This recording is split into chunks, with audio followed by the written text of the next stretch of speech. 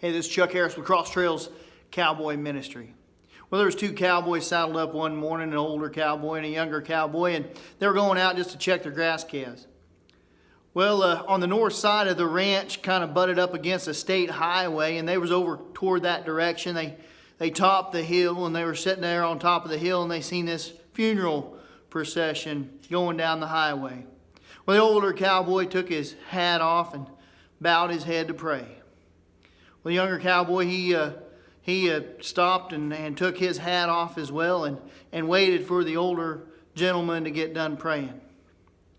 Well, when the processional had finished, the older cowboy looked up and put his hat back on, and the younger cowboy said, "Sir," he says, "I wouldn't normally say this, but he says that was real touching." The older cowboy said, "Well, thank you, young man." He said, I figured that was the least I could do. You know, we were married for 35 years. You know, life requires a lot of commitment, right? Whether it's to our wife or our husband or to our family or to our job. 1 Peter 4:19 says this. It says, "So then those who suffer according to God's will should commit themselves to their faithful Creator and continue to do good."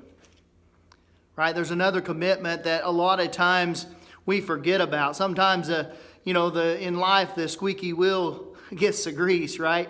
So that commitment that we're supposed to have to God for our salvation, a lot of times gets forgotten.